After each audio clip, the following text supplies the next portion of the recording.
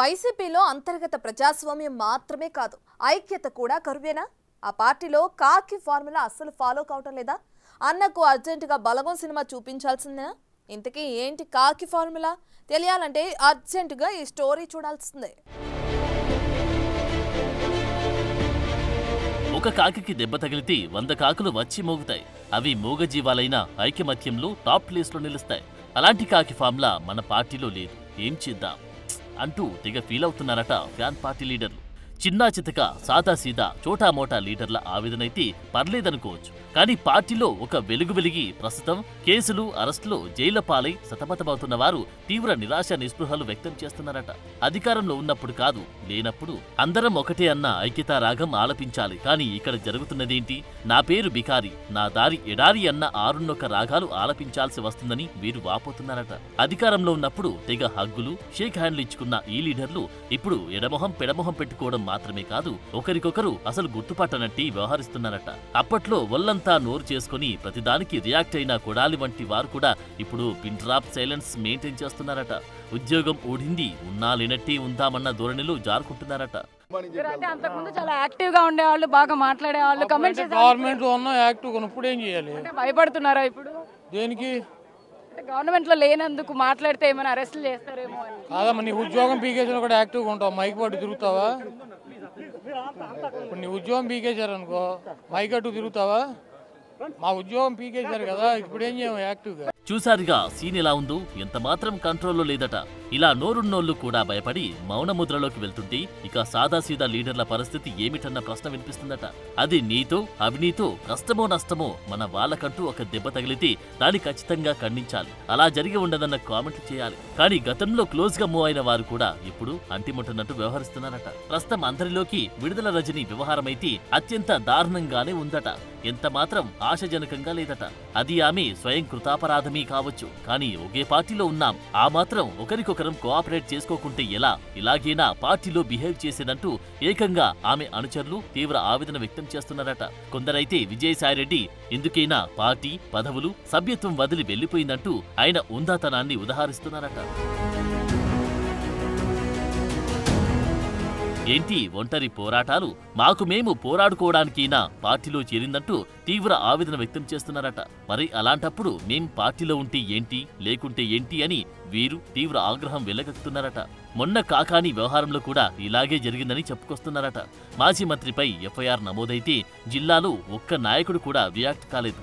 పార్టీలో ఒకరి పట్ల మరొకరికి ఎంత సఖ్యత ఉందో దీన్ని బట్టి చెప్పొచ్చంటున్నారట. ఇది ఒక విడుదల రజని, కాకాని గోవర్ధన్ రెడ్డి వంటి ఒకరిద్దరి వ్యవహారం కాదని, బోర్గడ్డ అనిల్ కావచ్చు, నందిగం సురేష్ కావచ్చు, పార్టీ కోసం అంతగా గొంతు చించుకొని పనిచేసిన వారికి మిగిలిందేంటి?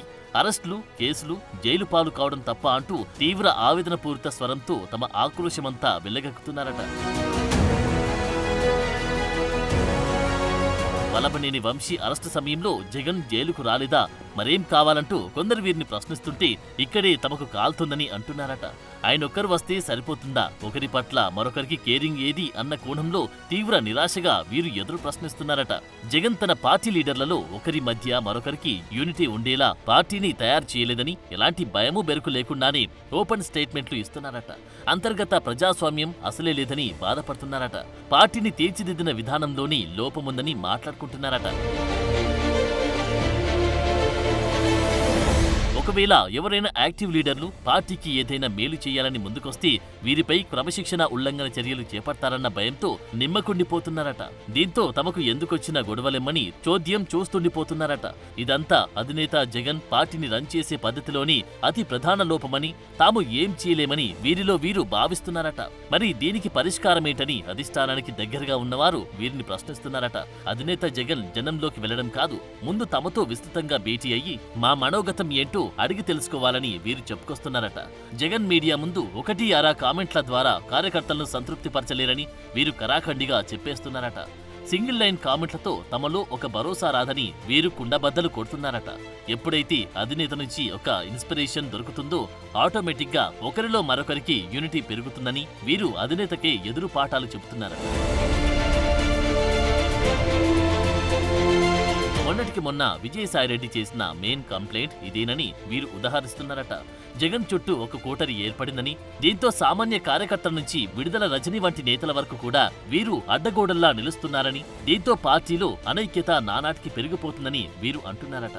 దీంతో ఎవరికి వారి యమునా తీరే అన్న చందంగా తయారైందని కామెంట్ చేస్తున్నారట.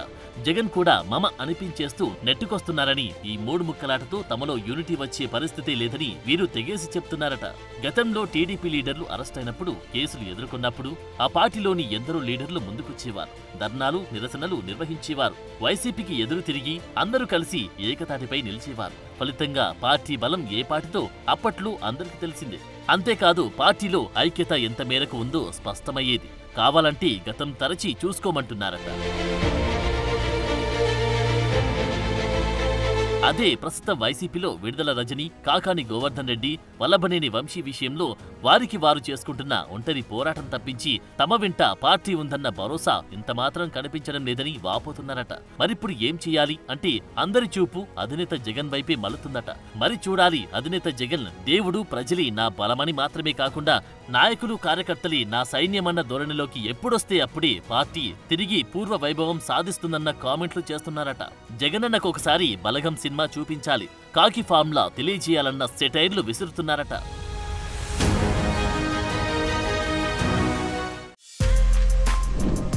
For more videos like this, subscribe Big TV channel.